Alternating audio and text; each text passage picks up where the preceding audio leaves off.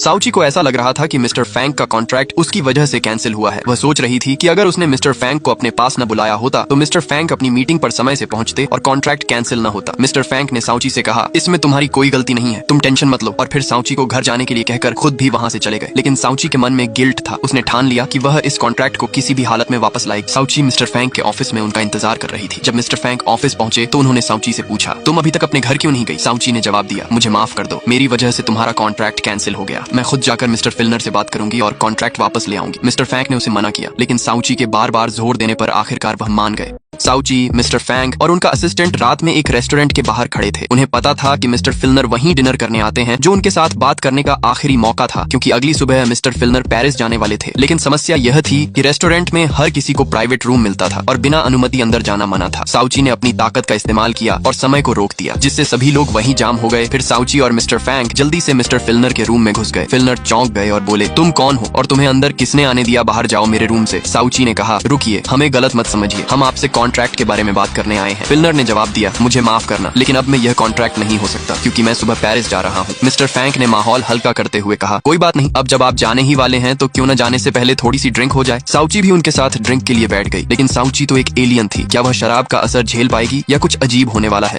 साउची mister फैंक और फिल्नर के साथ ड्रिंक करने बैठ जाती है, लेकिन एलियन होने के कारण जैसे ही वह एक घूंट लेती है उसे चक्कर आने लगते हैं। थोड़ी देर बाद वह नॉर्मल हो जाती है और तीनों साथ में खूब मस्ती करते हैं। फिल्नर नशे में पूरी तरह टल्ली हो जाते हैं और साउची और मिस्टर फैंक उनकी मदद कर उन्हें रेस्टोरेंट से बाहर ले जाते हैं। फिल्नर के जाने के बाद मिस्टर फैंक भी नशे में टल्ली हो जाते हैं। साउची उन्हें संभालते हुए उनके घर तक पहुंचाती है और बिस्तर पर आराम से सुला देती है। जैसे ही वह जाने लगती है, मिस्टर फैंक अचानक साउची का हाथ पकड़ लेते हैं और उसे रुकने के लिए कहते हैं। साउची समझ नहीं पाती कि क्या करना चाहिए, लेकिन मिस्टर फैंक के जोर देने पर वह रुक जाती है और वहीं बैठकर सो जाती है। सुबह जब मिस्टर फैंक उठते हैं तो देखते हैं कि साउची कहीं नहीं है। बाहर आने पर उन्हें पता चलता है कि साउची ने कई तरह का नाश्ता तैयार कर रखा है। ये देखकर मिस्टर फैंक और उनका असिस्टेंट चौंक जाते हैं। असिस्टेंट पूछता है, इतना सारा खाना तुमने अकेले बनाया, लेकिन बनाया कैसे? ब्रेकफास्ट करते समय मिस्टर फैंक का असिस्टेंट उन्हें खुशखबरी देता है कि मिस्टर फिल्नर अब 2 दिन और रुकने वाले हैं। साउची यह सुनकर बेहद खुश हो जाती है। मिस्टर फैंक कहते हैं, अब यह तो फ्रैंकली पर निर्भर करता है कि वह एग्जीबिशन करेगा या नहीं। लेकिन साउची पूरे आत्मविश्वास से कहती है, तुम टेंशन मत लो, मैं तुम्हारे भाई को मना लूंगी और वह जरूर एग्जीबिशन करेगा। इसके बाद साउची फ्रैंकली से मिलने जाती है और उसे समझाती है कि एग्जीबिशन करना सिर्फ उसका काम नहीं, बल्कि उसके भाई मिस्टर फैंक का सपना भी है। वह कहती है, तुम अपने लिए नहीं तो अपने भाई के लिए ये करो। साउची की बातों से प्रेरित होकर फ्रैंकली एग्जीबिशन के लिए तैयार हो जाता है और कहता है, ठीक है, मैं यह करूंगा। 2 दिन में मैं तुम्हें अपनी पेंटिंग तैयार करके दिखाऊंगा। 2 दिन बाद जब साउची फ्रैंकली के पास आती है तो फ्रैंकली उसे गेट पर 10 मिनट खड़े रहने के लिए कहता है और साथ ही कहता है, किसी को भी अंदर मत आने देना। साउची जाकर गेट पर खड़ी हो जाती है। फिर फ्रैंकली के पास उसके भाई मिस्टर फैंक का कॉल आता है। वह अपना फोन साउची के हाथ में रख देता है और कहता है, मेरे भाई का फोन आ रहा है, रिसीव मत करना। लेकिन साउची कहाँ मानने वाली थी। उसने चुपके से फोन उठाया और बात करने लगी। मिस्टर फैंक ने साउची से पूछा, तुम वहाँ फ्रैंकली के पास क्या कर रही हो? फ्रैंकली से कहो जल्दी एयरपोर्ट के लिए निकले, क्योंकि मिस्टर फिल्नर एयरपोर्ट के लिए निकल चुके हैं। साउची ने मिस्टर फैंक से कहा, तुम यहाँ पर अपने भाई के पास आओ, मैं मिस्टर फिल्नर को एयरपोर्ट पर रोकने जा रही हूँ। इतना कहकर फोन काट दिया और अपनी स्कूटी से मिस्टर फिल्नर को रोकने निकल पड़ी। फ्रैंकली ने देखा कि साउची गायब है। जैसे ही वह उठकर आगे गया, इतने में मिस्टर फैंक वहाँ पर आ गया और उसे तुरंत अपने साथ गाड़ी में बैठाकर एयरपोर्ट के लिए निकल गया। साउची भी स्कूटी से मिस्टर फिल्नर को रोकने की लगातार कोशिश कर रही थी।